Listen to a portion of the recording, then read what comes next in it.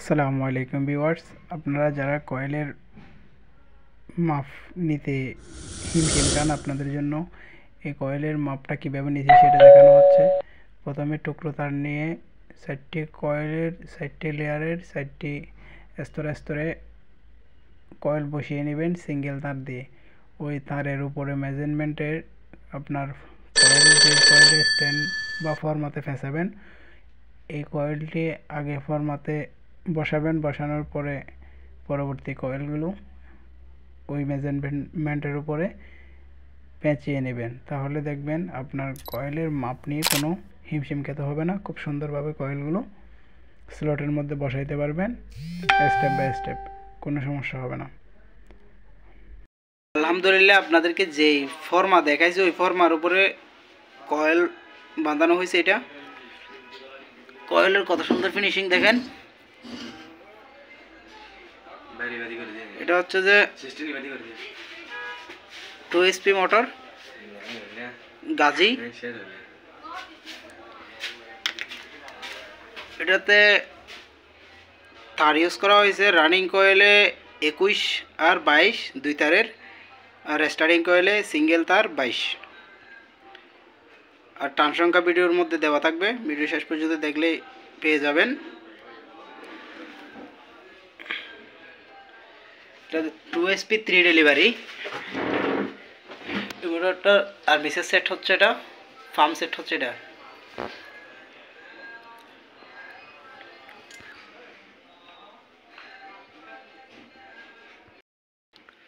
আলহামদুলিল্লাহ আমার coil binding শেষ।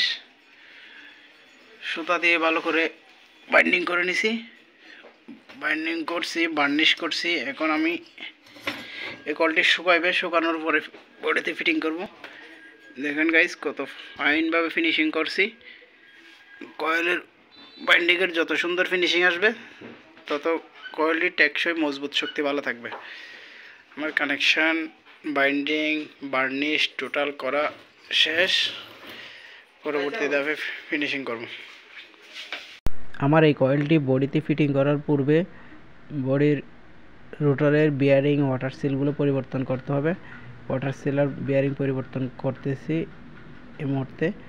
বিয়ারিং ওয়াটার সিল পরিবর্তন করব। বিয়ারিং ওয়াটার সিল পরিবর্তন করতে গেলে আমার ফার্ম সেটটি খুলতে হবে। ফার্ম সেটের 4টি বল্টু আছে, ওই বল্টুগুলো খুলে নিই। খুলে নেওয়ার পরে হালকা টোকা বাড়ি দিলে আমার ফার্ম সেটটি খুলে যাবে।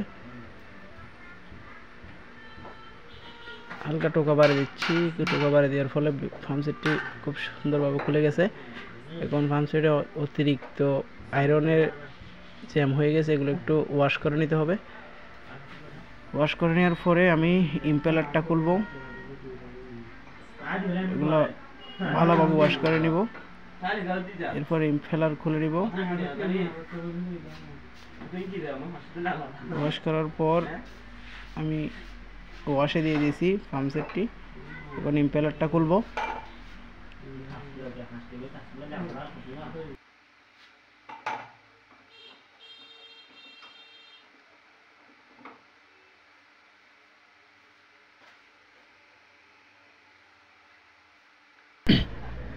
ইম্পেলার খোলার জন্য আমার 17 নম্বর গুটি লাগবে। 17 নম্বর গুটি দিয়ে আমি ইম্পেলারটি খুলব। ইম্পেলারটি আমি 17 নম্বর গুটি লাগিয়ে ইম্পেলার খুলতে চেষ্টা করতেছি। ইম্পেলারটি অতিরিক্ত টাইট হয়ে রয়েছে। ইম্পেলারের নাটটি যথেষ্ট টাইট আছে। ভালো করে 22-এর মধ্যে আটকিয়ে ইম্পেলারটি খুলতে হবে। ইম্পেলারটি যথেষ্ট জাম রয়েছে।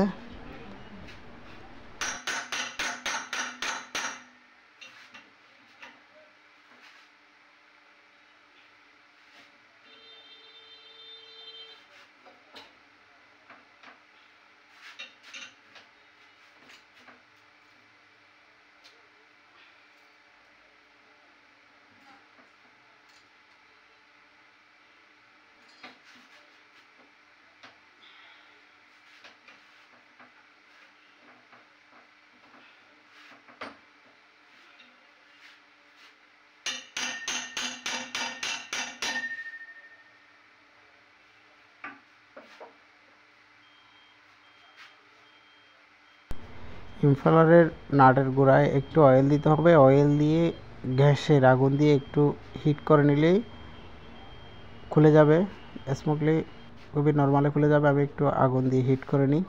হিট করে নিলে যে জ্যামটা ধরে রয়েছে ওইটা ছেড়ে যাবে। ছেড়ে গেলে খুব সহজেই বল্টুটি খুলে যাবে। হিট করে নিই।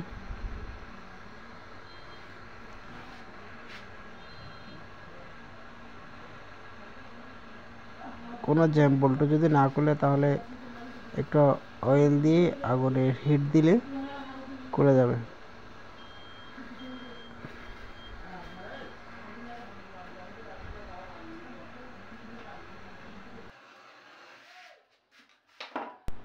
আবারও আমি গুটি হ্যান্ডেল নিয়ে ইম্পেলারের বল্টুটি নাটটি খোলার চেষ্টা করতেছি। এখন দেখলেন হিট দেওয়ার ফলে খুব সহজেই নাটটি খুলে গেছে। এখন হালকা একটু বাড়িয়ে দিলে ইম্পেলারটি খুলে যাবে।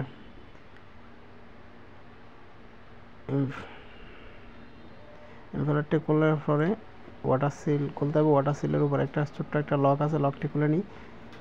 এরপর আস্তে ধীরে ওয়াটার সিলটি বের করে নিলাম। এখন উপর করে উল্টিয়ে একটু যদি হালকা বাড়িয়ে দিই তাহলে আমার পাম্পের ঢাকনাটা খুলে যাবে।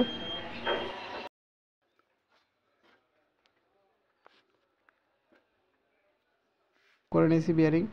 এখন আমি নতুন দুটি বিয়ারিং লাগাচ্ছি। যে দুটি বিয়ারিং NTN 1 নাম্বারটা জাপানি বিয়ারিং, এগুলো ইরিগেশন কাজে ব্যবহার হয়। তাহলে এখানে কোনো নর্মাল বিয়ারিং ইউজ করা যাবে না। সবসময় চেষ্টা করবেন ভালো বিয়ারিংটি ইউজ করার জন্য, কারণ এটি সবসময় খোলা যায় না। যেহেতু আপনি সেচের কাজে ইউজ করবেন মোটরটি, সবসময় চেষ্টা করবেন ভালো বিয়ারিংটুকু ইউজ করতে।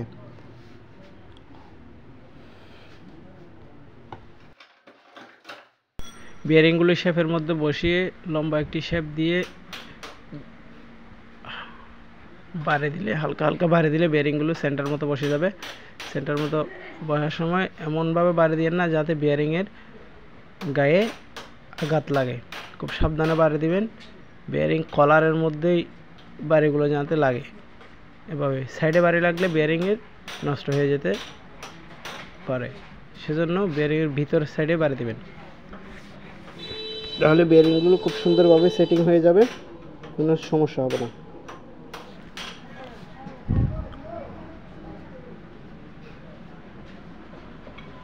আমার বিয়ারিংগুলো খুব ভালোভাবে বসে গেছে। পাম্প সেটের বিয়ারিংটা ভালোভাবে বসছে। এখন কুলিং পাখা সেটের বিয়ারিংটুকু হালকা একটা বাড়িয়ে দিলেই বসে যাবে। বাস, আমার বিয়ারিং দুটোই বসানো শেষ। এখন আমি সিল প্লেট লাগাবো আর ওয়াটার সিলটাই লাগিয়ে নেব।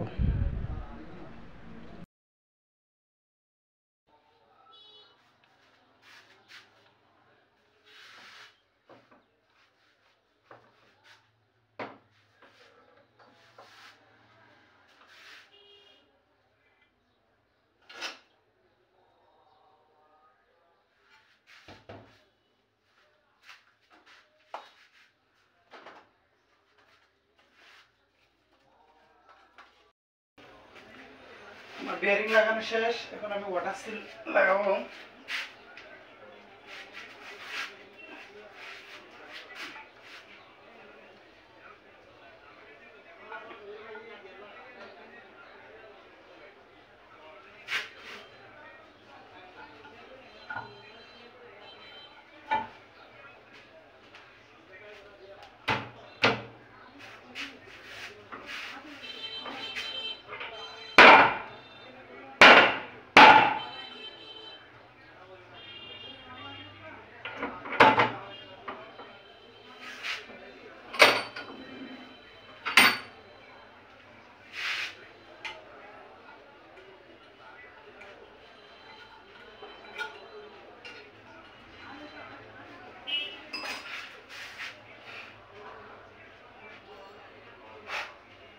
সতেরো সাইজের একটা ওয়াটার সিল লাগাতে হবে।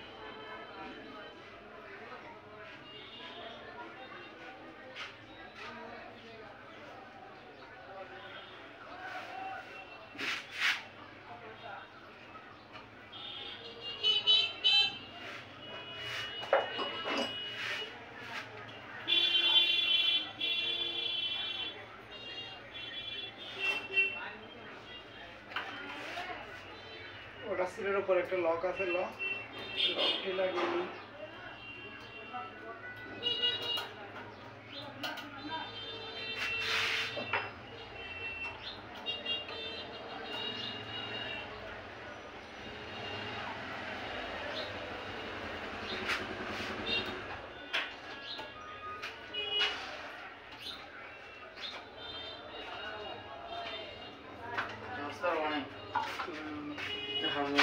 তো এত বড় মোটরের কাজ নষ্ট হয়ে 2000 টাকা আর বেশি হবো। নষ্ট চলে তুমি রাখো না, মিথ্যা কথা বলো কেন? না বলছি ভাইয়া, তুমি ওর সাথে কথা বলিও না। জোলাইটা অর্ধেক ভাইয়া আমাদের লেগারে হাঁট ভাইয়া আমি কেলা কখন বলছি না এদিকে জানতে দুইলে চলে গিয়ে তার আমাদের গাড়ি আমাদের ফেভার দেওয়া হবে ওদের আরাম নাই ওদের গাড়ি। আচ্ছা এই রাস্তা ওদের গাড়ি আরাম আছে।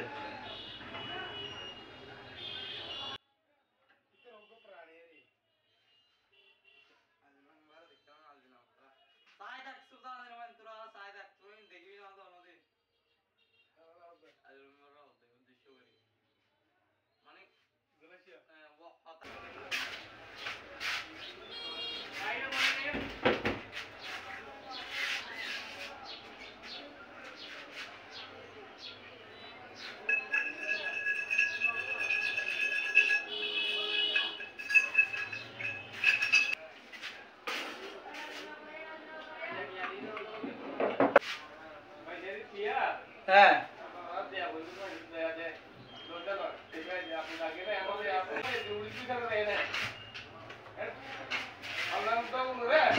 হ্যাঁ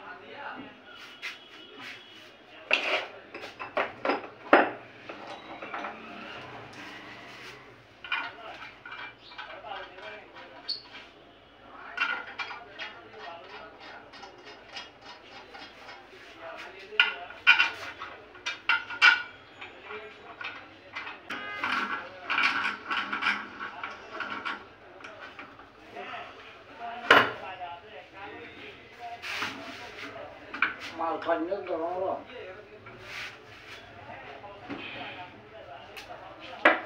ini makannya naik ke kurang মিস্ত্রি, সালাম আলাইকুম। সালাম। Kenan di indar na kenan na ba lagay tayo telo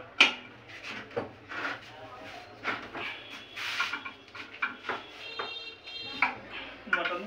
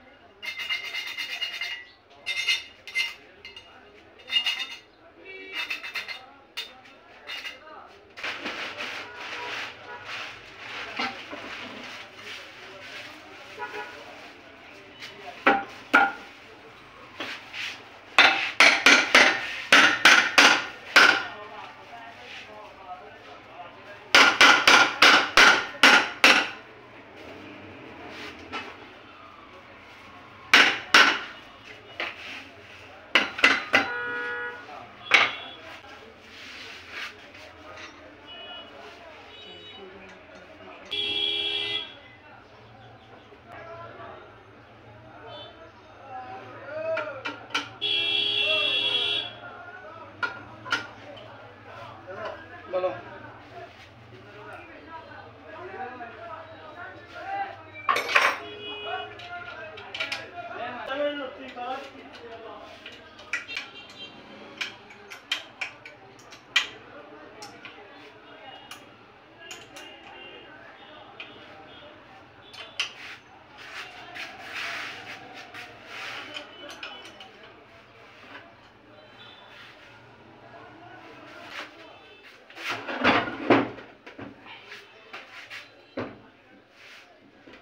পানি না